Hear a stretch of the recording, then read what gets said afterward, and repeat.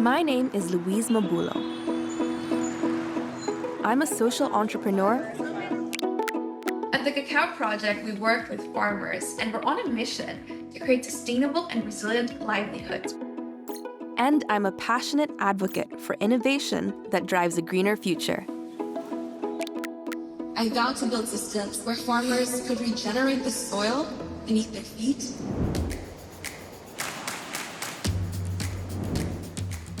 I'm traveling the world to find cutting-edge technology that can protect our precious resource, water, and tackle CO2 emissions out on the open sea. We're combining a very, very traditional industry with something techy and cool.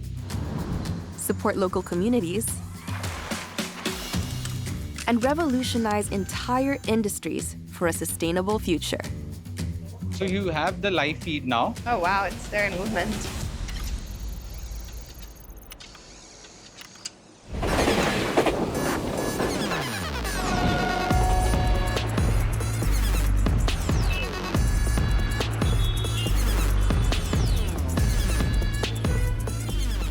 I'm in Pune, India, to meet a team on the front lines of one of the world's most urgent crises: water pollution.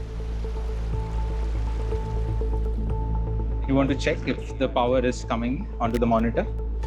To help fight it, these guys are using technology in ways you wouldn't expect. This looks practical for those purposes. पर crawler check कर लेना. पर एक बार housing power cable tight हुआ एक बार confirm कर लो. Power cable अभी मत है. This robot, who could be Wally's cousin and goes by the name the Crawler, is about to dive into a whole lot of... well, let's just say it's heading into one of India's sewers. In many places, it's still humans crawling through pipes to check and clean them. Between 2019 and 2023, one person has died every week cleaning sewers in India. With toxic gases like methane lurking underground, robots are a much smarter, though surprisingly recent, solution.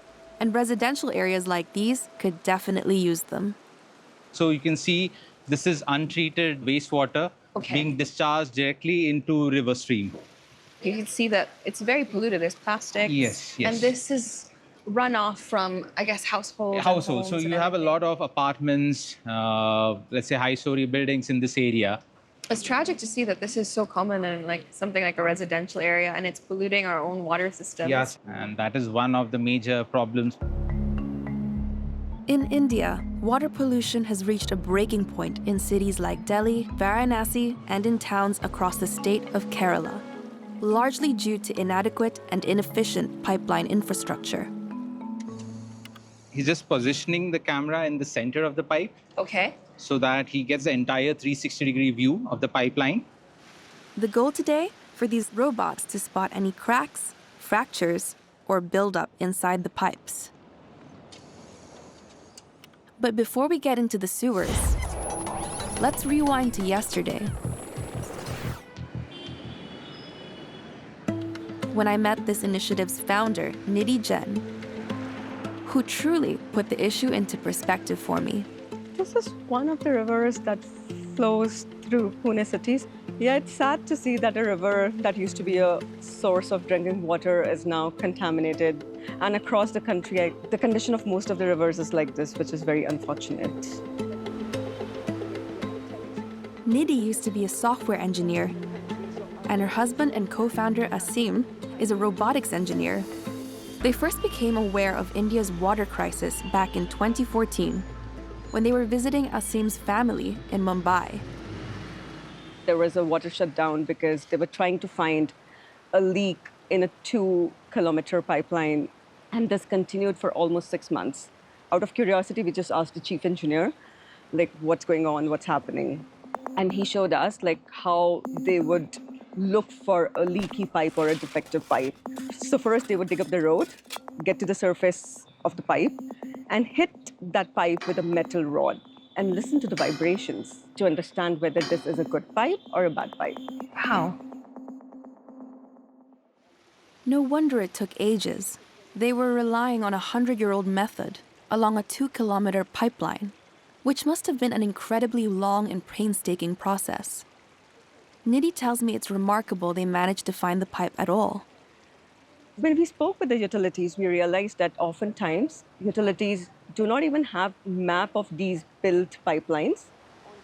And as Nidhi and Asim have discovered, this is just the tip of the iceberg when it comes to water management challenges in the country and beyond. Generally, after water is sourced from a dam or reservoir, it's treated and distributed through city pipelines. Do you know that globally, 35% is lost in transit? The rest serves homes and industries before becoming wastewater. Although this should end up in a treatment plant, over 80% of the world's wastewater escapes untreated and flows back into the ecosystem. This is due to the lack of water management infrastructure, which struggles to keep up with our rapid urbanization. This means around 1.7 billion people use a source of drinking water tainted with fecal matter, harmful bacteria, and toxic chemicals, exposing them to deadly diseases like cholera, dysentery, typhoid, and polio. India discharges around 50 billion liters of wastewater into the environment every single day. That's the equivalent of filling up 20,000 Olympic-sized swimming pools. This, of course, has a huge impact on the environment. It pollutes our freshwater sources. It pollutes our lakes, rivers, coastlines. But at the same time, it has a huge impact on the public health also. So because people end up drinking this contaminated water. So Nidhi and her husband set out to tackle the problem.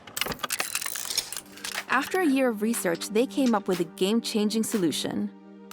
Camera-equipped robots paired with AI technology to help cities detect problematic pipes faster, reducing wastewater leakage and combating pollution along the way.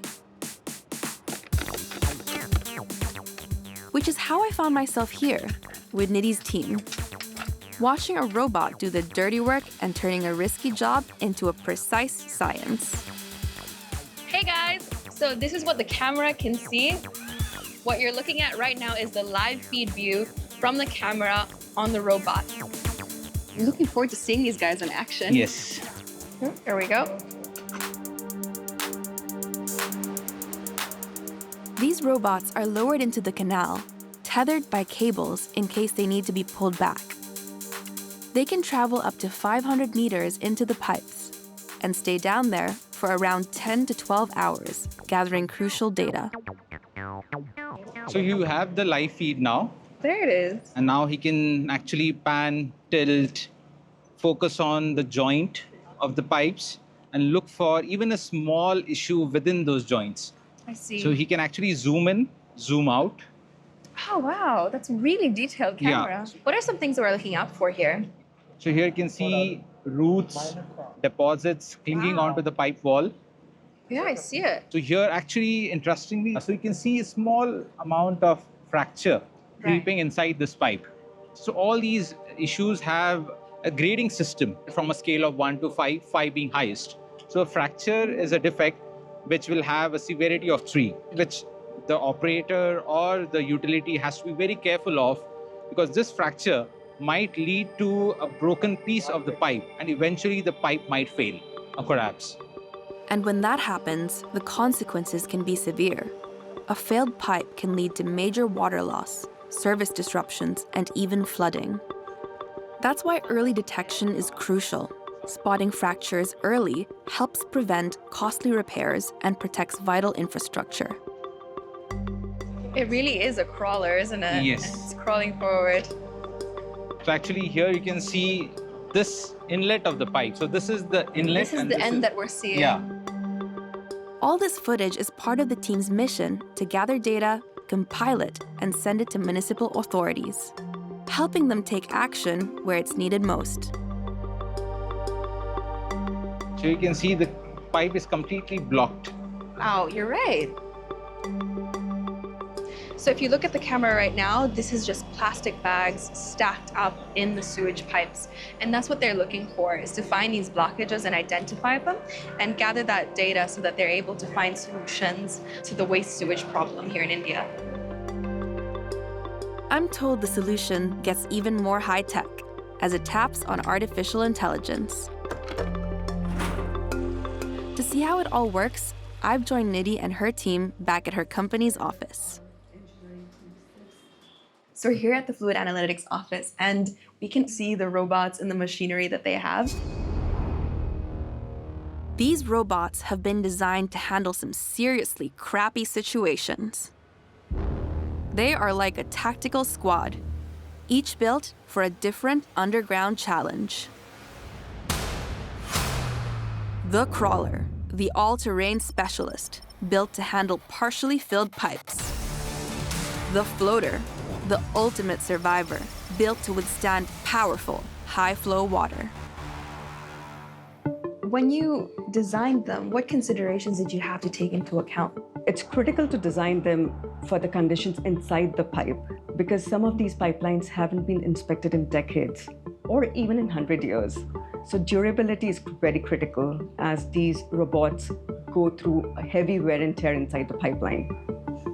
On the back end, all that data the robots collect in the sewers goes through a machine learning model, which maps, analyzes, and compiles reports on pipe conditions.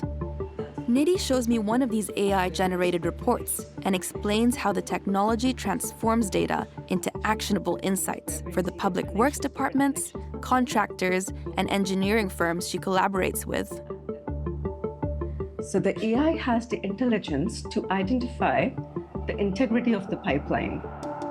The AI has been trained by watching videos to recognize what different types of cracks, fractures, or buildups look like, storing them in a growing database. The more pipes it checks, the smarter it gets, making it faster and more accurate at spotting problems. So here you can see it's identifying these different problems where like there's a root here, there are these joints here.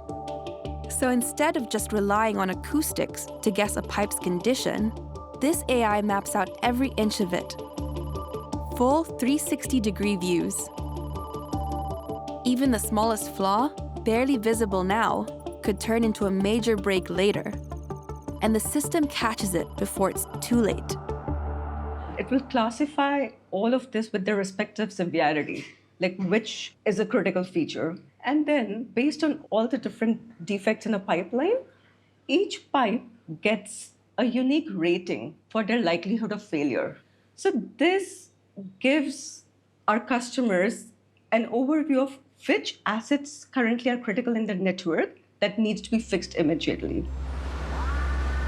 With over 150 Olympic-sized swimming pools of wastewater being released each day in Pune alone, addressing critical issues quickly is crucial. It's incredible to see, just kind of understanding all of this and seeing how granular the data that you get from these deployments are. What is the USP behind the AI? What can you do differently now that wasn't possible before? The real USP, I would say, is that our models are built on data across 8 different countries at various stages of development. Every city's water system is unique, shaped by history, geography, and technology.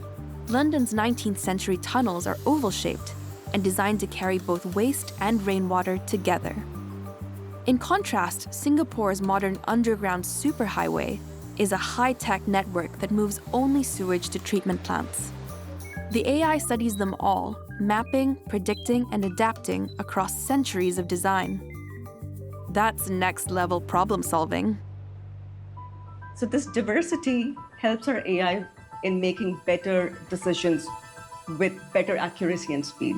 And what is possible now that you have all this data, you have this AI technology? We want to be present in every single country in the next 10 years to help cities reduce their water loss and water pollution by 80 to 90%, which in turn reduces the water contamination to combat waterborne diseases directly impacting public health.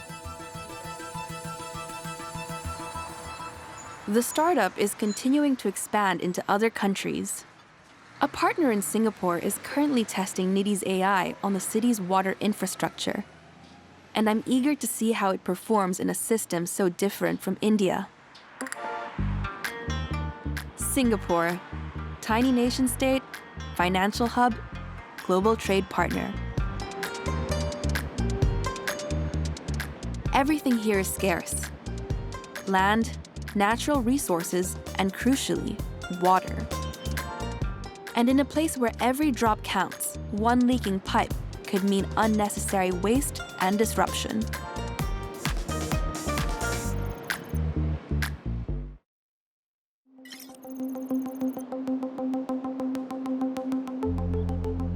I've come to Singapore to find out how AI technology is revolutionizing water management and sustainability efforts in a city facing some of the world's toughest water challenges. Singapore is one of the world's most water-stressed countries. It doesn't have large rivers or springs, and it has limited land space to store fresh rainwater. With water so scarce, the city makes sure that used water is collected and recycled at reclamation plants. And monitoring the system of sewers that transports them there is crucial. Sometimes in drains or big sewer lines, where you might find snakes. You might find snakes down there. Yeah. I'm with Baburaj Acharya from Pasco, a company contracted by Singapore's Public Utilities Board to conduct a CCTV inspection of a 17-meter sewer pipe in the east of the city. It's part of a network of over 3,500 kilometers of sewer lines that run across the country. Okay, put up.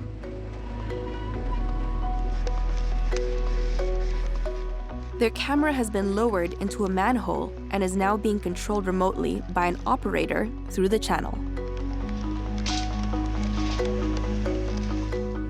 Previously, there is no technology which they could use to see inside the sewer pipes. They used to use sewer rods. Okay. And put the sewer rods inside to clean the sewer pipe. And that was how they used to do maintenance. To think that they used to have to blindly clear out silt deposits, roots, and other blockages, let alone figure out if there were cracks or fractures in the pipes. Mr. Raj, how important is it to be checking Singapore's sewers? Monitoring is vital because if there are any blockages, the manholes will be flooded, and sometimes it will overflow into the roads, walkways, paths, wherever the manhole is, and it will pollute the environment.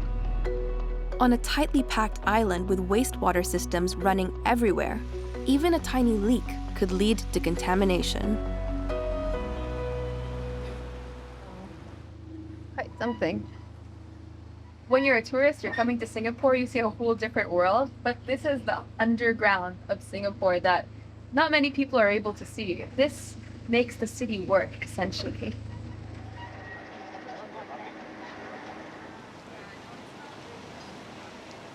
Once the filming is done, the footage is uploaded to their system for analysis. Raj is showing me the software. Although Singapore's modern pipe networks are very different from India's, video analysis of its sewers and drains was still being done manually until Pasco started using Fluid Analytics' AI system. The reporter need to go through the whole video, need to spot the defect, and it's all with the human eye. At that time code, she will go into the menus, choose one of these defects, and then she will do the coding here, and will take a screenshot of that defect, which goes into the report. So there are a lot of fields to fill in, there are a lot of things to look at. It's also subject to human error, I imagine. Subject to human errors. 2 years ago, Pasco began testing the AI in Singapore's sewer systems to see if it could accurately detect issues while reducing manpower and labor costs. So now that you've introduced AI, can you show me how it's different from how it's been done before? So once we upload the videos, we don't need to worry about analysis, defect grading, data entry, none of those things. The AI engine will do the analysis and will generate the report. So our job is to go in, upload the video, download the report. Oh, wow. The results are encouraging. So far, the AI is generating reports in about half the time it would take a human inspector. The trial is demonstrating how technology can significantly improve efficiency in managing vital water systems. With some 8 million kilometers of aging wastewater pipes worldwide, smarter inspection and maintenance are more important than ever. I've heard of another game-changing AI machine that could be the key to decarbonizing the high seas right here in Singapore. A vessel is this massive factory in the middle of the ocean and is really, really expensive. But people don't actually know what's happening on their vessel.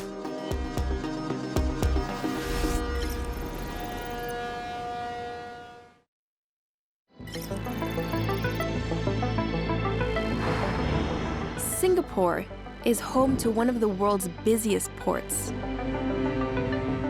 Every day, over 1,000 ships and hundreds of thousands of containers move through here. It's part of a vast global shipping network made up of over 60,000 vessels that deliver 90% of the world's goods. I'm here in the Singapore shopping district of Orchard, and looking around me, almost everything I see, whether it's the clothes, the bags, the shoes, or the electronics, most likely arrived here by ship.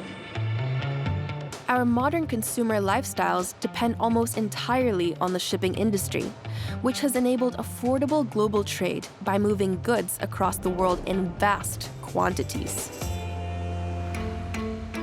But shipping accounts for nearly 3% of greenhouse gas emissions, pumping out as much carbon each year as the entire aviation industry.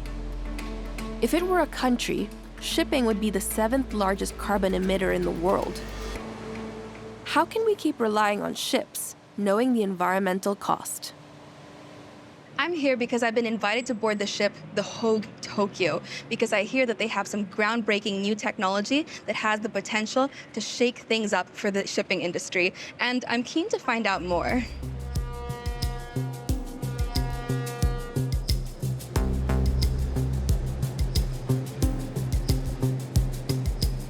So this is a ro-ro vessel, which stands for roll-on, roll-off, which means you're bringing cars in and you're bringing cars out. So this is probably about 6,000 or 7,000 cars going in and out of this vessel. Joining me on this vessel is Rupert Grimes, who spent 11 years in shipping and now works with the company who created the tech installed on board. He's taking me to meet the crew and show me how it all works. This is Louise, this is Captain Lowell, who is the master of the Höegh Tokyo. Thank you for having us on the ship. Captain Lowell has spent over 40 years at sea, sailing around the world on trips that last anywhere from 2 days to several weeks. Captain, normally when you're traveling, where are you stationed? Are you here behind the wheel? Are you pushing buttons? I'm everywhere. Everywhere. Checking the ECDs, checking the horizon, checking the radars, the engine. It's the captain's job to get the ship and its cargo to its destination safely and on time. He keeps an eye on everything from engine performance to sea conditions and fuel use. Every day around noon, the ship's officers compile a noon report with this data and send it to shore by radio or satellite. This helps shore teams track the ship and plan refueling or route changes. But traditionally, the captain would receive limited manual input from shore to help adjust his course. So if there were sudden changes at sea, he would mostly rely on his experience to navigate tricky waters. I imagine over the years, it's getting more and more critical to get updated weather conditions because of climate change, and we're seeing the weather changing. Have you observed it changing over your career as a captain? Changing It's every changing. time, every minute. This is where Pythia comes in, a new AI-driven platform recently installed on board. The captain explains it collects real-time data on things like weather, currents, and fuel use. Basically everything happening on and around the ship, then processes all that info and suggests the best route for the vessel to move forward, making it way easier for the crew to adapt to changing conditions. This approach takes ship captaining to a whole new level. So right now, it's very accurate now. We can track bad weather very quick. The captain has introduced us to Second Officer Ralph Samortin, who is showing us how the platform helps plan their voyages. This is our next voyage from Singapore going to Thailand, Laem Chabang. So what Mr. Ralph is doing now is filling in all the details to be able to set the constraints for the voyage. The vessel knows precisely when to arrive, when to depart, and what route to take. What kind of constraints do they have to input in order to optimize the voyage? Like, what factors do you have to take into account? So there's a couple of key elements. The timings, particularly on a vessel like this, which is very strict. They have to arrive to get to the berth at a certain specific time. And then there are other certain elements, such as restrictions on weather. So can this vessel go through wave heights of 4 meters or 5 meters? Can the vessel go through winds of 30 kilometers, 35 kilometers? Where do we constrain it? Absolutely, as priority, we have to keep the vessel safe. Once all the constraints are in, the AI analyzes them together with the information it has on things like sea conditions. It then charts the best route and, this is key, recommends the ideal speed for each leg of the journey, separated by a series of wayward points from A to B and B to C, helping the ship arrive safely and on time. The best part? All of this helps the ship save a significant amount of fuel, which leads to lower costs and fewer CO2 emissions. And that's the main goal of the Pythia platform. But wouldn't just slowing down be the most effective way to save fuel?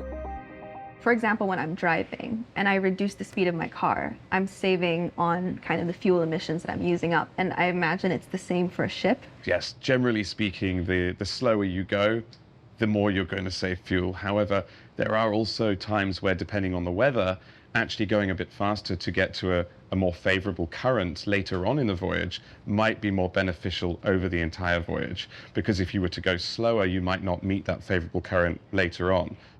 Turns out, there are lots of factors that dictate how fast or slow a ship should go.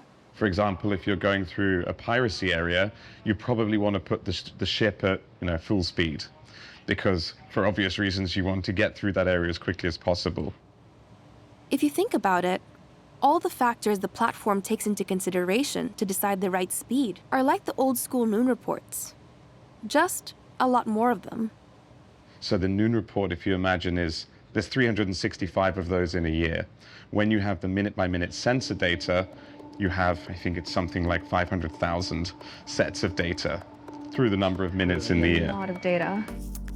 Once Pythia has filtered through all that data and suggested route and speed adjustments, the orders are sent from the bridge to the engine room for execution. That's where we're heading next.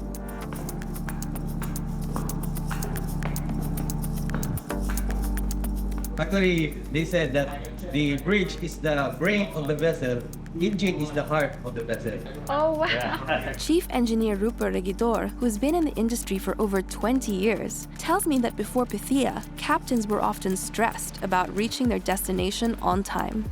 The pressure to meet tight schedules is intense.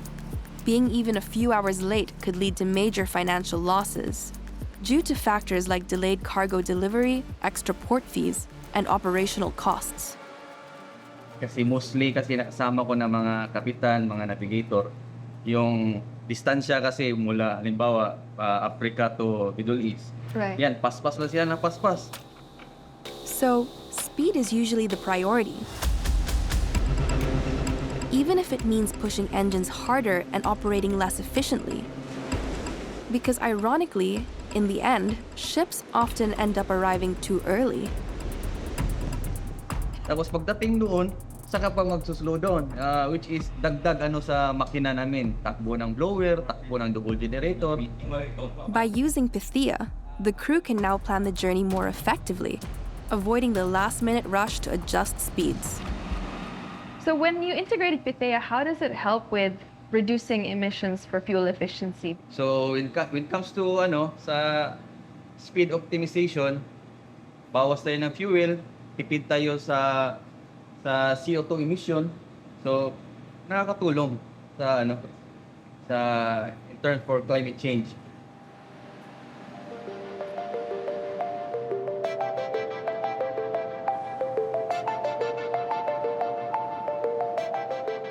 That is a lot of containers. It goes as far as I can see. What we have here is one of the largest container terminals in the world. Singapore is, I believe, number 3 in the world for container throughput. While optimizing speed and reducing fuel consumption is a huge step forward, there's still a lot of work being done to figure out how shipping can evolve for the future. There's a very big push to see what can be the fuel of the future, whether this is ammonia, whether this is hydrogen, what specifically is going to help shipping become greener, which is still currently being, discussed. But we're also seeing really, extraordinary kinds of engineering taking place, even things like putting sails back on ships, which obviously echoes back to thousands of years ago. So looking into it, a lot more innovation has to take place. But decarbonizing the industry would mean new ships, new engines, and revamped ports. And all of this change is going to take time, isn't it? The challenges are huge, and without a complete overhaul of the shipping industry's infrastructure, progress feels almost out of reach. Maybe this AI technology is what we need to start making a difference now. I'm curious to meet the brains behind the tech.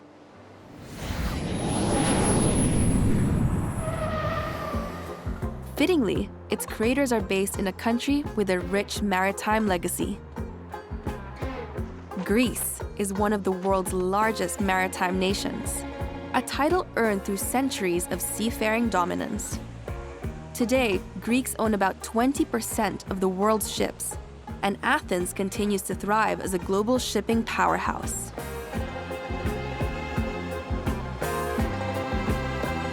Just a short distance away from Athens lies the port of Piraeus, which has been in operation for over 2,500 years and remains one of the busiest ports in Europe.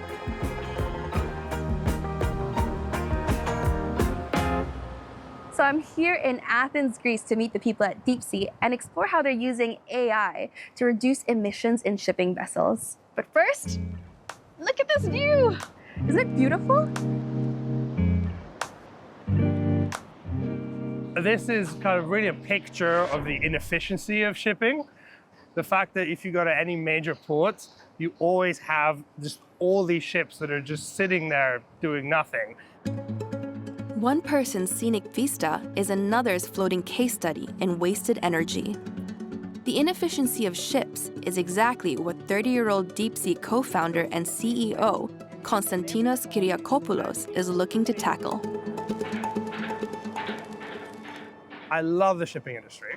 I love ships, I love being on ships, looking at them, the engineering of them, how they work. I love just the sheer complexity and beauty of the problem. I'm curious, how did the seed of the idea for DeepSea come about for you?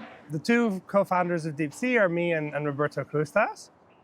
I've known Roberto basically forever because his parents were the best man and maid of honor at my parents' wedding. Oh my goodness. Which in Greece is kind of like a semi-relative. Basically family. Yeah, exactly. He comes from a more traditional shipping background, from a shipping family. I did information engineering at Cambridge and then did a PhD in AI. At the time, to learn AI, you needed a PhD. Like now people do it in high school, but at the time, this was still a very cutting edge thing. In 2015, during a summer break in Greece, Konstantinos and Roberto reconnected to discuss their projects. At the time, Roberto was focused on analyzing ship performance to cut emissions. The industry had a target, 20% below 2008 levels by 2030. One simple fix: slow down. Less speed means less fuel. But as we now know, it's not that easy. Tight schedules, unpredictable weather, shifting currents and tides. And little of that data was available in real time. But then around 2015, everything started to change. marking the beginning of a dramatic transformation.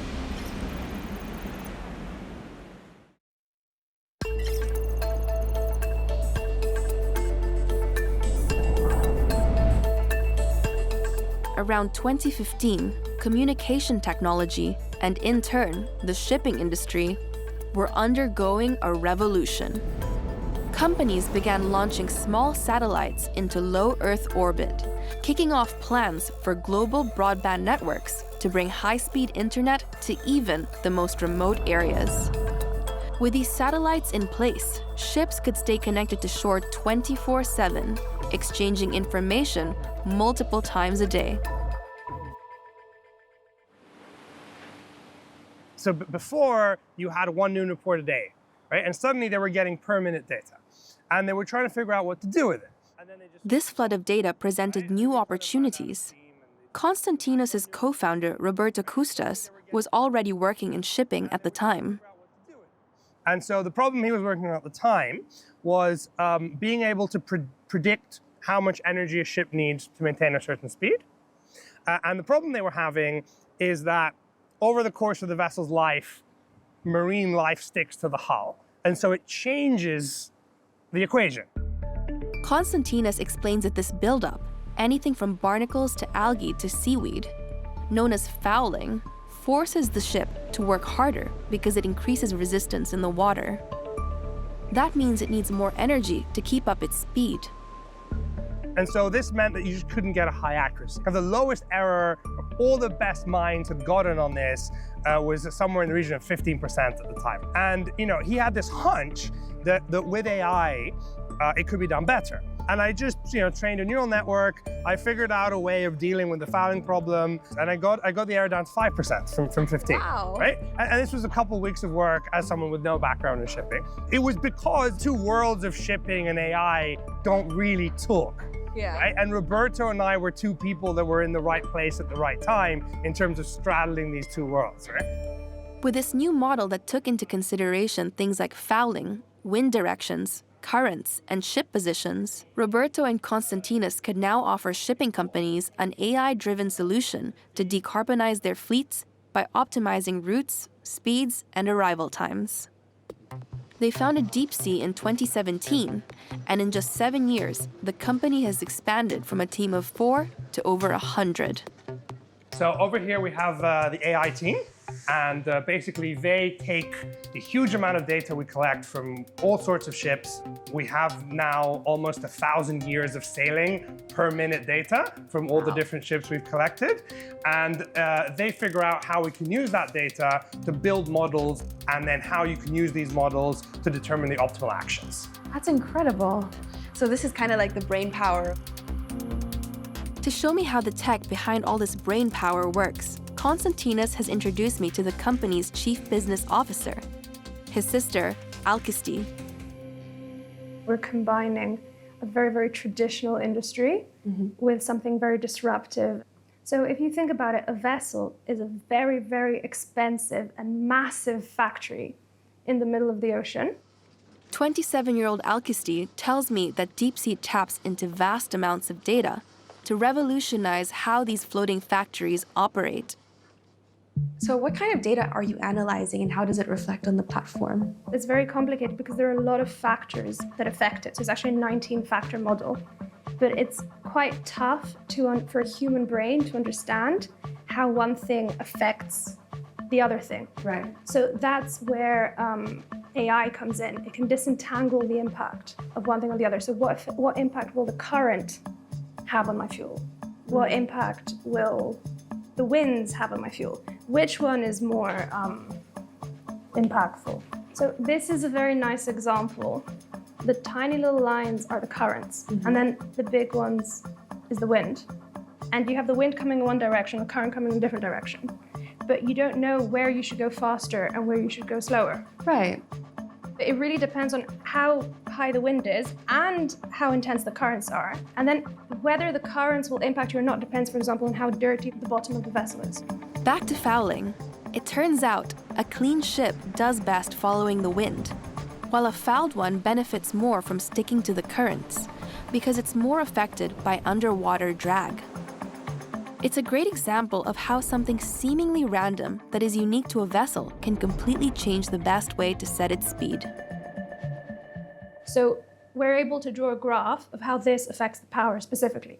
And then just think that you have a lot of these graphs and a lot of different factors. Yeah. And you can figure out, based on all of those, which is the optimal way to save your fuel. Even just looking at this one simple basic graph, and then you'd have all those different factors, I can't exactly fathom or think about how to optimize my vessel in a manual way. So the AI comes in and kind of helps function as like a data analyst interpreter. Most captains still navigate the seas relying only on experience and instincts, especially since the decisions also change with every ship. With this technology, you can have a specific graph for a specific vessel, which acts in a specific way. It's kind of custom built for each ship. Yeah, basically, yeah. That's brilliant. Today, Deep Sea have over 500 ships in their AI fleet. But getting ship owners on board isn't always easy. What usually happens in the beginning, which is the most difficult part of the job, is to actually prove to the customer that the AI works. Because this is black box and something complicated that most people don't understand. So we get our AI engineers to actually get past data from the customer. And we basically show them, if they had used our products, how much CO2 and how much fuel they would have actually saved. And through these operational savings, you're able to save around 10% on CO2. A 10% savings on fuel might seem small, but that translates to about $400,000 US and 2,000 tons of CO2 saved per year. That's like taking 500 cars off the road annually. With around 60,000 cargo ships in the industry, just imagine the scale of the impact. And with AI, more vessels mean more efficiency. The system gets smarter with every new ship it connects to, improving predictions and optimizing fuel use across the industry. So the more data you have, the better data is power. So it's like a hive of different ships that are just kind of working together to feed each other information that optimizes. Basically. That's incredible. Alcesti and the team know this isn't the only solution to decarbonizing the shipping industry. But they point out that large-scale changes will take time. Operational savings on what you're doing at the moment can happen now. And we're in a rush. We don't have time to lose. And I imagine this is so easy to transition versus doing like a completely new overhaul of the shipping system.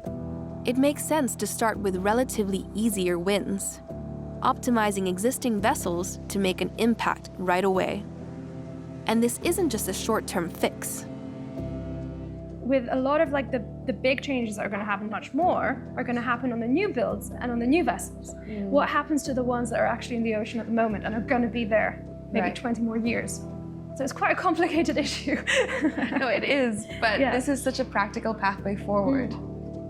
It's honestly surprising how practical this solution really is. AI isn't some high-tech concept for the future. It's being put to work right now, solving real problems. By the end of the decade, Deep Sea aims to be the first to provide fully autonomous navigation for large cargo ships using this AI technology. The system would factor in all sorts of constraints, like weather, market conditions, nautical charts, and even piracy zones, to make decisions in the cloud and handle the minute-to-minute decisions on board the vessel to move it from port to port. And if the captain allows it, it could take charge and execute those various decisions. This technology's potential to reshape the global shipping industry is massive. It feels like we're on the verge of a new era. Throughout this series, I've seen how technology is much more than just a tool. It's a powerful ally in the fight against climate crises. From AI sensors protecting forests, to drones restoring damaged lands, and blockchain transforming waste management, to robots optimizing water infrastructure, I've witnessed the quiet power of these solutions already at work. They don't just promise hope, they carve out real paths to a sustainable future. If we continue to embrace these advancements with collaboration and determination, I truly believe we can not only save the world, but restore it.